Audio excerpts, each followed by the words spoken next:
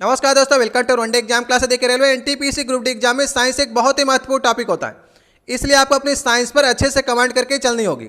आज आपको 30 महत्वपूर्ण साइंस के क्वेश्चन कराए जा रहे हैं, जिसे रेलवे ने अपने एग्जाम में बार बार पूछा है और जिनकी एग्जाम में आने की संभावना बहुत ही ज़्यादा है। ये सारे क्वेश्चन आपके आने वाले एग्जाम के लिए वेरी मोस्ट इंपॉर्टेंट क्वेश्चन है, इसलिए सारे क्वेश्चनों को आपको रट लेना है। इसके पहले भी हमने आपको साइंस स्पेशल की ढेर सारी वीडियोज कराई हुई है, जिसे आप प्ले स्टोर जाकर के वहाँ पर से देख सकते हैं। इन 30 क्वेश्चन में आपको प्रयास करना है, कम से कम 20 से 25 क्वेश्चन सही करने का प्रयास करना होगा। आज का देखिए, हमारा पहला क्वेश्चन है, शैवाल को नियंत्रित करने के लिए आमतौर पर किस रसायन का उपयोग किया जाता है। आपके पास 3 से 4 सेकंड का समय। सबसे पहले एक बार आपको प्रयास करना है और वीडियो के लास्ट में पूरी ईमानदारी के साथ बताना कि आपने इन 30 प्रश्नों में कितने प्रश्न को सही करने का प्रयास किया है।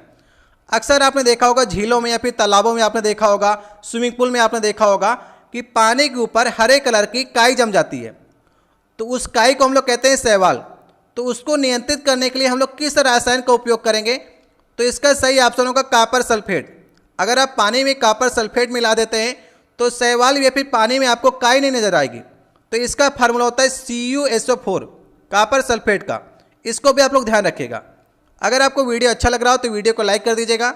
अगर आप चैनल पर नए हो तो नीचे आपको लाल रंग की सब्सक्राइब का बटन दिखेगी, उसे दबाकर लाल से काली कर दीजिएगा, ताकि आने वाली वीडियो जो आपके पास सबसे पहले पहुंच सकें। दूसरा क्वेश्चन है, निम्नलिखित में से कौन सा दर्पण सदैव आभासी और सीधा प्रतिबिंब बनाता है और प्रतिबिंब का आकार वस्तु के आकार के बराबर दिखता है। इन 4 दर्पण में से आपको पहचान करना है ऐसा कौन सा दर्पण है।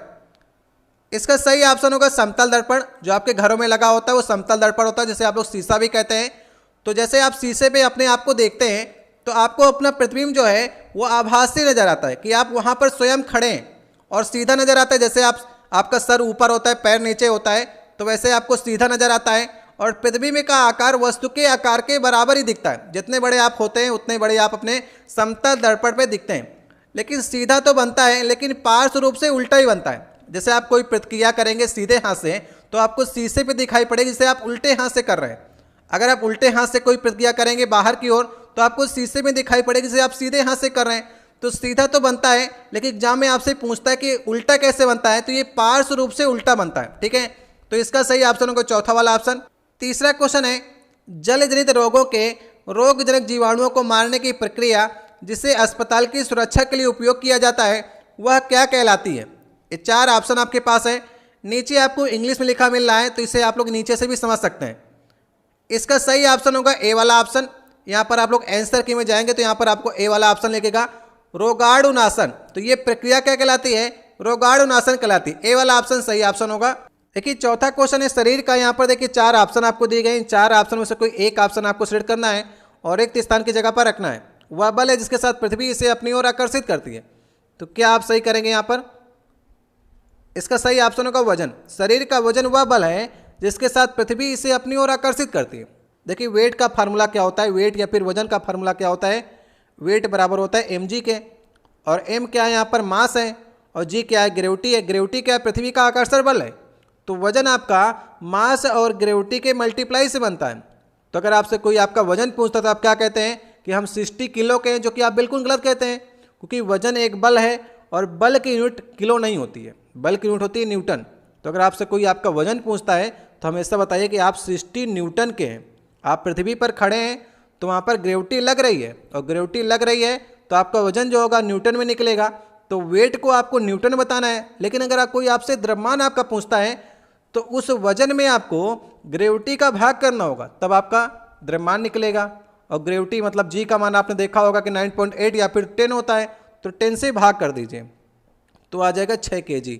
ये 6 kg जो आपका निकला ये आपका मास निकला, और मास कभी भी चेंज नहीं होता। आप यहाँ पर रहिए पृथ्वी पर या फिर चंद्रमा में चले जाइए, आपका मास कभी भी चेंज नहीं होगा। हमेशा चेंज क्या होगा, आपका वेट हमेशा चेंज होगा, क्योंकि जी का मान चेंज होगा तो आपका वेट भी चेंज होगा। ठीक है, ये बात आप लोग ध्यान रखिएगा। आपका अगर कोई आपका वजन पूछता है तो आप 60 न्यूटन के बताएंगे, या फिर जितने किलो के हैं आप उसको न्यूटन में आपको बताना होगा। जब आपका कोई द्रव्यमान पूछेगा तब आप केजी में बताएंगे आप। 5वां क्वेश्चन है, समुद्र में उच्च ज्वारभाटा और निम्न ज्वारभाटा उत्पन्न होने का क्या कारण है। पृथ्वी का गुरुत्वाकर्षण, सूर्य का, चंद्रमा का या फिर मंगल का। ये 4 ऑप्शन आपको दिए गए हैं। इसका सही ऑप्शन होगा चंद्रमा का गुरुत्वाकर्षण बल। देखिए, वैसे सूर्य का भी लगता है, लेकिन सूर्य पृथ्वी से अधिक दूरी पर है और चंद्रमा नज़दीक पर है, तो चंद्रमा का गुरुत्वाकर्षण बल जो होता है ज़्यादा लगता है और सूर्य का कम लगता है। लेकिन अगर आपको दोनों देता है, सूर्य और चंद्रमा दोनों का, तो आप उस ऑप्शन को जाकर के टिक करेंगे। नहीं तो आपको अलग अलग देता है तो आप चंद्रमा का गुरुत्वाकर्षण बल को टिक करेंगे। इसका सही ऑप्शन होगा सी वाला ऑप्शन। यहाँ पर देखिए आपसे उच्च ज्वारभाटा और निम्न ज्वारभाटा की बात किया है। जब देखिए चंद्रमा, पृथ्वी और सूर्य एक सीध पर होते हैं, ठीक है, 180 डिग्री पर होते हैं, तब उच्च ज्वारभाटा आता है, क्योंकि चंद्रमा अपनी ओर खींचने का प्रयास करता है और सूर्य अपनी ओर खींचने का प्रयास करता है, लेकिन चंद्रमा का गुरुत्वाकर्षण बल जो होता है वो ज़्यादा होता है। इसलिए ज्वारभाटा जो आता है वो चंद्रमा के गुरुत्वाकर्षण बल से ज़्यादा आता है, ठीक है, याद रखिएगा। तो उच्च ज्वारभाटा कब आएगा? जब तीनों एक सीध पर होंगे। लेकिन जब तीनों 90 डिग्री पर होंगे तो यहाँ पर निम्न ज्वारभाटा आता है, क्योंकि सूर्य अपना इधर खींचने का प्रयास करता है, चंद्रमा इधर खींचने का प्रयास करता है, इसलिए निम्न ज्वारभाटा आता है। समुद्र की लहरों का ऊपर उठने को ज्वार कहते हैं और नीचे जाने को भाटा कहते हैं, ठीक है। तो इसका सही ऑप्शन होगा सी वाला ऑप्शन। छठवां क्वेश्चन है, यदि कोई विलयन लाल लिटमस पेपर को नीला कर देता है तो इसका पीएच मान आपको संभावता बताना है कितना हो सकता है। हमने आपको बताया था कि आपको अगर लिटमस पेपर की बात करें तो आप बीबी याद कर लीजिए। बीबी, बी मतलब होता है बेस। बेस हमेशा ब्लू करता है, ठीक है, बेस ब्लू कर रहा है। तो यहाँ पर देखिए क्या लिखा है आपसे, नीला कर देता है। नीला मतलब कि ब्लू कर देता है, तो बेस ही ब्लू करेगा। बीबी हमने आपको याद कराया था। तो अगर बेस है तो उसका पीएच मान 7 से अधिक होगा, क्योंकि 7 तो उदासीन होता है और 7 से कम वाले हमेशा एसिड होते हैं। तो 7 से ज़्यादा वाले आपको ऑप्शन में ढूंढने हैं और 7 से ज़्यादा वाला सिर्फ आपके पास एक ही ऑप्शन है। तो आप किसको टिक करेंगे?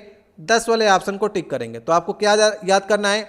बीबी याद करना है। बेस ब्लू करेगा तो एसिड रेड करेगा, इसका अपोजिट हो जाएगा। तो एक ही आप याद कर लीजिए, बेस ब्लू करेगा तो बेस ने नीला कर दिया है, तो पीएच जो होगा 7 से ज़्यादा होगा। इस प्रकार से ढेर सारे क्वेश्चन आपके एग्जाम में बनते हैं। आगे आपको एक क्वेश्चन और बनेगा, उसको बताने का प्रयास करेंगे। 7वां क्वेश्चन है, तापमान की एसआई इकाई आपको बताना है। बताइए, ये क्वेश्चन बहुत बार आता है और ज़्यादातर लोग सेल्सियस को सही करके चले आते हैं, जो कि बिल्कुल गलत है। टेम्परेचर की एसआई इकाई जो है वो केल्विन है, ठीक है। ये तीसरा वाला ऑप्शन है। ये कई बार आपके एसएससी रेलवे में पूछा गया है, रेलवे ग्रुप डी में पूछा गया है। पिछले साल के एग्जाम से मैं आपको करा रहा हूँ। आने वाले एग्जाम की आपको तैयारी करनी है तो आपने पिछली बार जो गलतियाँ की हैं उस गलतियों से आपको सबक लेना है। पिछले बार ढेर सारे लोगों ने सेल्सियस लगा के आए थे। तापमान की एसआई इकाई जो होती है केल्विन होती है। 8वां क्वेश्चन है, 10 केजी द्रव्यमान। देखिए द्रव्यमान लिखा है ना, तब जाकर केजी का इस्तेमाल किया है इसने। तो 10 केजी द्रव्यमान का एक पिंड 6 मीटर पर सेकंड के नियत वेग से गतिमान है। तो पिंड द्वारा गतिज ऊर्जा का मान आपको बताना है, ठीक है। गतिज ऊर्जा से एग्जाम में क्वेश्चन अक्सर आपके पूछे जाते हैं और लगभग एक क्वेश्चन तो काइनेटिक एनर्जी से अवश्य मिलता है। तो इसका फार्मूला होता है 1/2 mv² के होता है। ये फार्मूला आपको याद रखना है हमेशा के लिए। तो यहाँ पर 1/2 आप रखिए। m का मान कितना है? 10 kg के है और v² करना है तो 6×6 36 के कर दीजिए। तो 360/2 मतलब कि 180। और गतिज ऊर्जा जो होती है हमेशा जूल में होती है, इसलिए सही ऑप्शन क्या होगा? इसका सही ऑप्शन होगा इसका दूसरा वाला ऑप्शन। 9वां क्वेश्चन है, मेंडलीव ने जब अपना कार्य शुरू किया तो उस समय कितने तत्व ज्ञात थे? बताइए। मेंडलीव ने सबसे पहली व्यवस्थित पीरियड टेबल बनाई थी और कब बनाई थी? 1869 में बनाई थी। उस समय 63 तत्व ज्ञात थे, ठीक है। तो सही ऑप्शन क्या होगा इसका? सही ऑप्शन होगा इसका ए वाला ऑप्शन। उस समय 63 तत्व ज्ञात थे और इस समय कितने तत्व हैं? 118 तत्व ज्ञात है, ठीक है। इस समय की बात करेंगे 118 तत्व हैं, लेकिन मेंडलीव ने अपनी आवर्त सारणी बनाई थी उस समय 63 तत्व विद्यमान थे, ठीक है। तो सही ऑप्शन होगा ए वाला ऑप्शन। देखिए 10वां क्वेश्चन है, निम्नलिखित में से किसमें केवल परिमाण होता है, दिशा नहीं होती है? बताइए, इसको समझने का प्रयास कीजिए। देखिए आपने पढ़ी होगी सदिश राशियां और अदिश राशियां। अदिश राशियों में केवल परिमाण होता है, दिशा नहीं होती है। सदिश राशियों में परिमाण भी होता है, दिशा भी होती है। तो आपको इसमें से अदिश राशि ढूंढनी है, ठीक है। इस तरह से आपसे ना पूछ करके, अदिश राशि ना पूछ करके आपसे उसकी डिफिनीशन से पूछने का प्रयास किया। देख सकते हैं सवाल को थोड़ा सा घुमाया है। सही ऑप्शनों का कार्य, कार्य एक अदिश राशि है, बाकी संवेग, बल और वेग जो है सदिश राशि हैं। इसलिए कार्य में केवल परिमाण होगा, दिशा नहीं होगी, ठीक है। सही ऑप्शन होगा ए वाला ऑप्शन। 11 नंबर क्वेश्चन है, निम्नलिखित में से किसकी कोई भी इकाई नहीं होती है या फिर बीमा नहीं होती, यूनिट नहीं होती? बताइए किसकी नहीं हो सकती है? घनत्व, द्रव्यमान, आपेक्षिक घनत्व या फिर दाब। देखिए काफ़ी लोग को घनत्व तो याद होता है, लेकिन वो घनत्व को आपेक्षिक घनत्व के तौर पर नहीं याद करते हैं, घनत्व को सही करके चले आते हैं। तो इसका सही ऑप्शन होगा आपेक्षिक घनत्व, या फिर कहीं पर लिख कर आएगा आपको सापेक्षिक घनत्व। तो सापेक्षिक घनत्व या फिर आपेक्षिक घनत्व जो होता है किसी के सापेक्ष निकाला जाता है। अगर आप किसी के सापेक्ष निकालेंगे तो उन दोनों की यूनिट जो होती है वो कट जाती है आपस में, तो उसकी कोई भी यूनिट नहीं होती है आपेक्षिक घनत्व की या फिर सापेक्षिक घनत्व की, और बीमा भी नहीं होगी। इसलिए सही ऑप्शन होगा इसका तीसरा वाला ऑप्शन। ठीक है, जल्दबाजी में आप लोग घनत्व को सही करके आते हैं और पहले ऑप्शन में आपको घनत्व देगा, यहाँ पर आप लोग देख सकते हैं, आपसे गलती कराने का प्रयास करेगा, लेकिन आप तीसरे ऑप्शन को ठीक करिएगा। देखिए 12 नंबर क्वेश्चन है, दृढ़ ऊतक कोशिकाओं की कोशिका भित्ति किसके कारण से मोटी होती है। आपने पादप ऊतक पढ़ा होगा, वहाँ पर आपको पेरेन कायमा, कोलेन कायमा, सेक्रेन कायमा मिलेंगे। तो दृढ़ ऊतक मतलब होता है सेक्लेन कायमा। तो सेक्लेन कायमा की कोशिका भित्ति जो होती है किस कारण से मोटी होती है, तो इसका सही ऑप्शन होगा लिग्निन के कारण। ठीक है, ऐसे क्वेश्चन आपको ढेर सारे पिछले साल ग्रुप डी के एग्जाम में पूछे गए थे, तो आपको अब की बार इनको तैयार करके चलना है। ठीक है, पादप ऊतक को आप लोग अच्छे से पढ़ने का प्रयास करिएगा। देखिए 13 नंबर क्वेश्चन है, 25 डिग्री सेंटीग्रेड पर एल्युमिनियम में ध्वनिकी चाल आपसे पूछने का प्रयास किया है। बताइए एल्युमिनियम में ध्वनिकी चाल कितनी होती है। ये चारों ऑप्शन को ध्यान से देखिए और सही ऑप्शन की ओर आप लोग जाने का प्रयास करिए। इसका सही ऑप्शन होगा दूसरा वाला ऑप्शन 64-20। ठीक है, एल्युमिनियम में ध्वनिकी चाल जो होती है वो सबसे ज़्यादा होती है। कई लोग कमेंट बॉक्स में लिखते हैं कि सर स्टील में सबसे ज़्यादा होती है, लेकिन एल्युमिनियम और निकल में स्टील से ज़्यादा भी होती है। ठीक है, चलिए आपको सारणी में दिखाने का प्रयास कर रहा हूँ। देखिए ये ध्वनिकी चाल की सारणी है, जिसे आप लोग याद करने का प्रयास करिएगा। पिछले साल क्या किया था, एल्युमिनियम, निकल, स्टील और लोहा में ध्वनिकी चाल तो थी, उसको आरोही या अवरोही क्रम में सेट करने के लिए आपको दिया था। तो यहाँ पर देखिए 25 डिग्री सेंटीग्रेड पर ध्वनिकी चाल जो सबसे ज़्यादा होती है वो एल्युमिनियम में होती है। ठीक है, अब कोई भी भ्रम नहीं आपको होना चाहिए कि स्टील में सबसे ज़्यादा होती है, एल्युमिनियम में सबसे ज़्यादा होती है 64-20। आंकड़ा आपको याद रखना है, इसलिए मैं आपको टेबल दिखा रहा हूँ और थोड़ा से फोकस कर रहा हूँ। उसके बाद दूसरे नंबर पे आता है निकल। निकल में 60-40 होती है, मीटर पर सेकंड आगे आपको जोड़ना है और 25 डिग्री सेंटीग्रेड का ध्यान रखना है। ठीक है, तीसरे नंबर पर देखिए स्टील आता है। स्टील पर होती है 59-60 और लोहा पर थोड़ा सा देखिए 40 कम होती है, 59-50 होती है। तो ये चार तो आपको ऊपर वाले हमेशा याद रखना है। एल्युमिनियम में सबसे ज़्यादा इस तरह आपको रखना होगा, एल्युमिनियम, निकल, स्टील और आपको लोहा। ठीक है, ऐसे आपको क्रम सजाना होगा और आपको 64-20, 60-40, 59-60, 59-50 ये आपको याद रखना है। ठीक है, उसके बाद पीतल में होता है, कांच में होता है। तो ठोस में सबसे ज़्यादा होती है ध्वनिकी चाल, उसके बाद द्रव में होती है और सबसे कम जो होती है गैसों में होती है। इसका आप लोग स्क्रीनशॉट ले लीजिएगा, द्रव वाले का अलग ले लीजिए और गैस वाले का अलग ले लीजिएगा। ठीक है, इस प्रकार से आप लोग, और यहाँ पर द्रव में देख सकते हैं समुद्री जल में ध्वनिकी चाल जो होती है वो ज़्यादा होती है। समुद्री जल में ध्वनिकी चाल जाती से जाती ध्वनि, और आशुद्ध जो आपका डिस्टल वाटर होता है उसमें कम होती है, एथेनॉल और मिथेनॉल में और भी कम होती है। लेकिन अगर गैसों की बात करेंगे तो हाइड्रोजन में ध्वनिकी चाल सबसे ज़्यादा होती है, हीलियम उसके बाद आता है, फिर वायु में आता है। वायु की ध्वनिकी चाल जो होती है 346 होती है 25 डिग्री सेंटीग्रेड पर। ठीक है, 332 तो आपने पढ़ा होगा, तो 332 होती है किसमें, 0 डिग्री सेंटीग्रेड पर। और ये लिस्ट जो आपको दिखाई जा रही है वो 25 डिग्री सेंटीग्रेड पर है। तो आपको मालूम है ना 0.61 मीटर पर सेकंड बढ़ जाती है चाल, ध्वनिकी चाल 1 डिग्री सेंटीग्रेड ताप को बढ़ाने पर। ये आपके क्वेश्चन एग्जाम में पूछा जाता है कि 1 डिग्री सेंटीग्रेड का ताप बढ़ाएंगे तो ध्वनिकी चाल कितनी बढ़ेगी, 0.61 मीटर पर सेकंड बढ़ जाती है। तो उसी हिसाब से 332 से 330 से ये 346 हो गई। टेम्परेचर को हमने 25 डिग्री सेंटीग्रेड पर किया है। तो ठीक है, ये लिस्ट है, आप लोग इसको ध्यान रखिएगा, अच्छे क्वेश्चन इससे बनते हैं। चलिए नेक्स्ट क्वेश्चन की ओर चलते हैं। देखिए 14 नंबर क्वेश्चन है, जठर ग्रंथियां, ये 4 ऑप्शन दिए गए, की भित्ति में उपस्थित होती हैं। तो जठर ग्रंथियां कहाँ पर होती हैं, आंत्र में, पेट में, यकृत में, अग्नाशय में। देखिए यहाँ पर पेट लिखा गया, और पेट जो होता है हम ऐसा कहा जाता है किसे, आमाशय को कहा जाता है। जो खाना आपके ग्रास नल से जाता है, भोजन आप ग्रहण करते हैं तो ग्रास नल से सबसे पहले आपके आमाशय पे जाता है, और आमाशय क्या कहते हैं, पेट कहते हैं। और आमाशय में जब भोजन रहता है तो एसिडिक के माध्यम होता है पूरा। जब तक भोजन मुख से आप लेते हैं तो लार्व में एसिडिक होती है, क्योंकि जीवाणुओं का काम क्या, जीवाणुओं को मारने का काम क्या होता है, एसिड का होता है। तो आमाशय में जो जठर ग्रंथियां होती हैं वो किसकी भित्ति में उपस्थित होती हैं? तो पेट, मतलब कि आमाशय भी लिख के आ सकता है आपके ऑप्शन में, तो सही करेंगे आप दूसरा वाले ऑप्शन को। देखिए 15 नंबर क्वेश्चन है, पुष्प के प्रजनन भाग को क्या कहते हैं? जो पुष्प के भाग अगर आप जानते होंगे तो वहाँ पर प्रजनन भाग जो होते हैं वो कौन से होते हैं?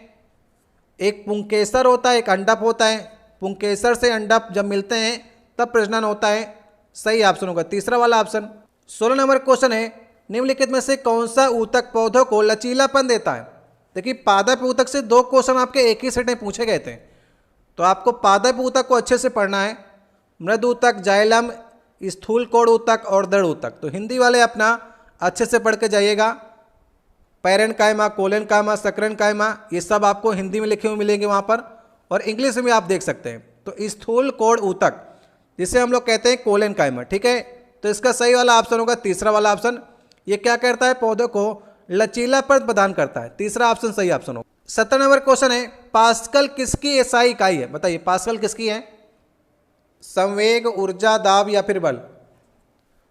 तो इसका सही ऑप्शन होगा दाब। दाब की इकाई जो होती है पास्कल होती है, सही ऑप्शन होगा तीसरा वाला ऑप्शन। देखिए 18 नंबर क्वेश्चन है, पानी का अपेक्षिक आणविक द्रव्यमान आपसे पूछा है, और काफ़ी बार ये पूछा जाता है पानी का और भारी जल का, ये दोनों आपको याद रखने हैं, ठीक है। चलिए बताने का प्रयास कीजिए। देखिए फार्मूला होता है H2O, इसका आणविक द्रव्यमान आपको निकालना है। तो H का देखिए द्रव्यमान क्या होता है, आणविक द्रव्यमान की बात करेंगे तो 1 होता है। 1 इसका परमाणु संख्या भी होती है और द्रव्यमान संख्या भी होती है। और ऑक्सीजन की बात करेंगे तो 16 होता है। तब आप लोग निकालिए 1 और 16, कहीं कहीं पर आपको दे भी देगा और कहीं कहीं पर नहीं भी देता। इसके पहले वाला हमने साइंस का वीडियो कराया था तो वहाँ पर उसने दे दिया था, यहाँ पर नहीं दिया है। तो H2O है तो यहाँ पर 2 हाइड्रोजन है तो 2 हो जाएगा, इसका 1 × 2 तो 2 हो जाएगा, और ये होता है 16। तो टोटल ये बनता है आणविक द्रव्यमान इसका 18 बनता है। तो सही ऑप्शन कौन सा होगा? 18 यूनिट हो जाएगा, डी वाला ऑप्शन। लेकिन कहीं कहीं पर आपसे भारी जल का पूछता है। भारी जल का फार्मूला होता है D2O, D2O होता है, और D के यहाँ पर हाइड्रोजन का समस्थानिक होता है जिसे हम लोग कहते हैं ड्यूटेरियम, और उसकी द्रव्यमान संख्या 2 होती है, ठीक है। ड्यूटेरियम की द्रव्यमान संख्या 2 होती है, और यहाँ पर 2 ड्यूटेरियम है तो 4 हो जाएगी, और ऑक्सीजन की होती है 16 द्रव्यमान संख्या, तो भारी जल का 20 बनता है। याद रखिएगा भारी जल का 20 होगा, लेकिन साधारण जल की बात करेंगे तो 18 होता है। ये क्वेश्चन आपके एग्जाम में पूछा गया है, तो इसलिए आपको याद कर लेना है कि पानी से 2 ज़्यादा होता है भारी जल का, ठीक है। चलिए नेक्स्ट क्वेश्चन को चलते हैं। 19 नंबर क्वेश्चन है, आधुनिक आवर्त सारणी में प्राकृतिक रूप से मिलने वाली कितनी अक्रिय गैसें हैं? आपने नोबल गैसें देखी होंगी, तो नोबल गैसें जब आप देखते हैं आवर्त सारणी में तो कहाँ पर रखी गई हैं? सबसे लास्ट में रखी गई हैं, शून्य ग्रुप की बात करेंगे वहाँ पर रखी गई हैं। तो कितनी है? इन 4 ऑप्शन में देख के बताइए। सही ऑप्शन होगा 6 हैं। कौन कौन सी है? हीलियम है, नियान है, आर्गन है, क्रिप्टॉन है, जीनान है और रेडान है। ये आपके 6 जो हैं वो प्राकृतिक रूप से मिलने वाली नोबल गैसें हैं, ठीक है। इनको आप लोग याद रखिएगा, हीलियम, नियान, आर्गन, क्रिप्टॉन, जीनान और रेडान, ठीक है। ये आपको याद होनी ही चाहिए। देखिए 20 नंबर क्वेश्चन है, कोई वस्तु कब तैरती है? आप पानी पे कोई वस्तु को तैराना चाहते हैं तो कब तैरेगी? चारों ऑप्शन को आपको अच्छे से पढ़ना है। आपके पास समय है 4 से 5 सेकंड का, आराम से पढ़िए। ऑप्शन थोड़े से बड़े हैं इसलिए समय आप ले सकते हैं। किस ऑप्शन को आप टिक करेंगे? तो सही ऑप्शन होगा इसका डी वाला ऑप्शन। जब वस्तु का घनत्व द्रव के घनत्व से कम होता है, जब वस्तु का घनत्व द्रव के घनत्व से कम होगा तभी तो तैरेगी। अगर वस्तु घनत्व ज़्यादा हो जाएगा तो डूब जाएगी। इसलिए सही ऑप्शन होगा इसका डी वाला ऑप्शन, ठीक है। अक्सर घुमाने का प्रयास करता है, इसका ज़्यादा कर देता है उसका कम कर देता है, लेकिन आपको हमेशा ध्यान रखना है कि वस्तु का घनत्व हमेशा कम होगा तभी वो ऊपर तैरेगी। किसी भी चीज़ में आपको कोई भी वस्तु को तैरानी है तो जो तैर रही है उसका घनत्व जो होगा हमेशा कम होगा। डी वाला ऑप्शन सही ऑप्शन है। 21 नंबर क्वेश्चन है, हाइड्रोजन क्षय वाली अपक्रिया को क्या कहा जाता है? ऑक्सीकरण, संयोजन, अपचयन या फिर अपघटन। ये 4 ऑप्शन आपको दिए गए हैं। देखिए हाइड्रोजन क्षय हो रहा है, हाइड्रोजन हट रहा है तो ऑक्सीकरण अपक्रिया होगी। अगर हाइड्रोजन जुड़ रहा है तो अपचयन अपक्रिया होगी। ये बात आपको याद रखनी है। एक रिएक्शन आपको दिखाते हैं, इससे आपको ज़्यादा पता चलेगा। इसका सही ऑप्शन होगा ए वाला ऑप्शन। देखिए रिएक्शन को आप लोग देखिए, आंसर के में आप लोग आंसर देख सकते हैं, ए वाला ऑप्शन सही ऑप्शन है। एक रिएक्शन आपको दिखाते हैं, जैसे कि H2S है, इसकी हमने रिएक्शन करा दी, क्लोरीन से एक रिएक्शन करा दी है, तो जो प्रोडक्ट बनेगा वो बनेगा सल्फर और प्लस HCl बनेगा। ठीक है, ये प्रोडक्ट बन रहा है यहाँ पर आप देख सकते हैं। तो यहाँ पर आप देखिए हाइड्रोजन को छोड़ दिया, सल्फर ने हाइड्रोजन को छोड़ दिया है, तो हाइड्रोजन का क्षय हुआ ना, तो इसमें ऑक्सीडेशन होगा, H2S का ऑक्सीडेशन हुआ है। और क्लोरीन को यहाँ पर देखिए, क्लोरीन ने H को ले लिया, हाइड्रोजन को ले लिया है, तो इसका रिडक्शन हुआ है। तो ये एक रेडॉक्स अपक्रिया है, जिससे मैंने दोनों आपको समझाने का प्रयास किया है। जरूरी नहीं कि ऑक्सीजन जब जुड़े तब ऑक्सीडेशन हो, हाइड्रोजन हट भी कहीं पर रहा है तो वहाँ पर ऑक्सीडेशन हो सकता है। सही वाला ऑप्शन होगा इसका ए वाला ऑप्शन। जब हाइड्रोजन जुड़ेगा तो अपचयन होगा, जब हाइड्रोजन हटेगा तो वहाँ पर ऑक्सीडेशन होगा, ये बात आपको ध्यान रखनी। 22 नंबर क्वेश्चन है, निम्नलिखित में से कौन सा बाह्य परजीवी का एक उदाहरण है। बाह्य परजीवी मतलब अगर आपके शरीर में एंटर करे या किसी के शरीर में एंटर करें तो आंतरिक परजीवी हो जाएगा, लेकिन अगर बाहर से आक्रमण करता है तो वो बाह्य परजीवी होगा। देखिए फीता कृमि, हुक वार्म और जीवाणु। तो जीवाणु आपके शरीर में जब इंटर करते हैं, अंदर जाते हैं, ये भोजन के माध्यम से किसी और माध्यम से, तब जाकर कहीं आपको इफेक्ट करते हैं। लेकिन आपसे पूछा है बाह्य परजीवी, तो सही ऑप्शन होगा मच्छर। आपको मच्छर जो होता है बाहर से काटता है ना, तो ये बाह्य परजीवी है। आपके मच्छर मुंह के अंदर चला जाएगा तो इतना इफेक्ट नहीं करेगा जितना आपको बाहर से करता है। तो ये बाह्य परजीवी का एक उदाहरण है, जबकि फीता कृमि, हुकवर्म और जीवाणु जो हैं ये आंतरिक परजीवी में आते हैं। सही ऑप्शन होगा बी वाला ऑप्शन। देखिए 23 नंबर क्वेश्चन है, निम्नलिखित में से कौन सा दांतों का बाहरी आवरण है। जो दांतों का आवरण होता है उसे हम लोग क्या कहते हैं, मसूड़ा, त्वचा, हाथी दांत, एनेमल। बताइए किसे कहते हैं। सही ऑप्शन होगा ए वाला ऑप्शन, एनेमल कहते हैं। ये सबसे मजबूत पार्ट होता है, पूरे शरीर का सबसे मजबूत पार्ट कौन सा होता है, दांत का बाहरी आवरण, जिसे हम लोग कहते हैं एनेमल। ठीक है, कैल्शियम और फास्फोरस से काफी मजबूत होता है। सही ऑप्शन होगा इसका ए वाला ऑप्शन। 24 नंबर क्वेश्चन है, एक कमाईदार तुला में जब कोई बल लगाया जाता है तो उसका कौन सा हिस्सा खींचता है, रबड़ बैंड, कुंडलित स्प्रिंग, प्रत्यास्थ धागा या फिर नायलॉन बांड। बताइए, आपने कमाईदार तुला देखा है, चलिए आपको दिखाने का प्रयास करते। देखिए ये देखिए कमाईदार तुला है, जब आप नीचे यहाँ पर फोर्स लगाते हैं, कोई चीज़ को टांगने का प्रयास करते हैं, तो यहाँ पर अंदर एक स्प्रिंग होती है, कुंडलित स्प्रिंग, मतलब कि इस प्रकार से कुंडलित स्प्रिंग होती है, उस पर खिंचाव पड़ता है तो आपको वेट बताता है कितना वेट इसका है। यहाँ पर देखिए खांचे बने हुए हैं ना, तो उस खांचे से जितना नीचे ये आ जाता है उतना ये वेट आपको बताता है। तो यहाँ पर एक कुंडलित स्प्रिंग इसके अंदर होती है, एक कमाईदार तुला है, मैंने आपको दिखाने का प्रयास किया है। तो अब आप लोग देखिए 4 ऑप्शन में सिलेक्ट करिए कि इसका कौन सा ऑप्शन सही हो सकता है। कमाईदार तुला में जब कोई बल लगाया जाता है तो कुंडलित स्प्रिंग जो उसकी होती है वही हिस्सा खींचता है। तो सही ऑप्शन होगा इसका बी वाला ऑप्शन। देखिए 25 नंबर क्वेश्चन है, पेनिसिलिन किससे प्राप्त एक एंटीबायोटिक दवा है। ठीक है, सबसे पहले आपको मालूम होना चाहिए कि पेनिसिलिन की खोज किसने की थी। पेनिसिलिन की खोज अलेक्जेंडर फ्लेमिंग ने की थी। कब की थी, 1928 में की थी। इसके लिए इन्हें नोबेल पुरस्कार भी मिला था। तो जब पेनिसिलिन की खोज कर रहे थे अलेक्जेंडर फ्लेमिंग, तो उन्होंने एक पेट्री नामक डिश थी उनकी, तो रख करके चले गए थे काफ़ी दिनों के लिए। जब लौट करके वहाँ पर पेट्री डिश को देखा तो उसके अंदर फफूंद लग गई थी। एक डिश थी पेट्री डिश, तो फफूंद लग गई थी, और जहाँ जहाँ उसके फफूंद लगी उसके आसपास के जितने बैक्टीरिया थे वो मरे पड़े थे। तो फिर अलेक्जेंडर फ्लेमिंग ने सोचा कि जहाँ पर फफूंद लगी है वहाँ पर के बैक्टीरिया मर गए, तो इसका मतलब कि हम फफूंद से एंटीबायोटिक दवा बना सकते हैं, जीवाणुओं के लिए दवा बना सकते हैं फफूंद से। तो इसका सही ऑप्शन होगा सी वाला ऑप्शन। पेनिसिलिन जो आपकी बनी है वो फफूंद से बनी है, याद रखिएगा। सही ऑप्शन होगा इसका सी वाला ऑप्शन। देखिए 26 नंबर क्वेश्चन है, थायराइड की कार्यप्रणाली को नियंत्रित करने वाला खनिज कौन सा है। थायराइड जो आपके गले में होती है, तो इसको कौन नियंत्रित करता है, कैल्शियम, मैग्नीशियम, आयोडीन या फिर फास्फोरस। तो सही ऑप्शन होगा आयोडीन। आप सभी को मालूम है आयोडीन कमी से घेंगा नामक रोग हो जाता है। आयोडीन की कमी से घेंगा नामक रोग हो जाता है, जो कि थायराइड ग्रंथि में ही होता है। तो आयोडीन ये नियंत्रित करने वाला खनिज है। सही ऑप्शन होगा बी वाला ऑप्शन। देखिए 27 नंबर क्वेश्चन है, पूर्णिमा तिथि को पहला दिन मानते हुए किस दिन चंद्रमा अदृश्य हो जाता है।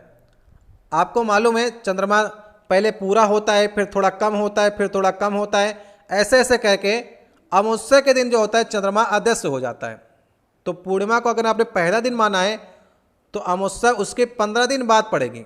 तो 15वें दिन जो होता है चंद्रमा अदृश्य हो जाता है। जब अदृश्य हो जाएगा फिर धीरे से निकलेगा, फिर 15 दिन में पूर्णिमा के दिन पूरा चांद दिखाई पड़ता है।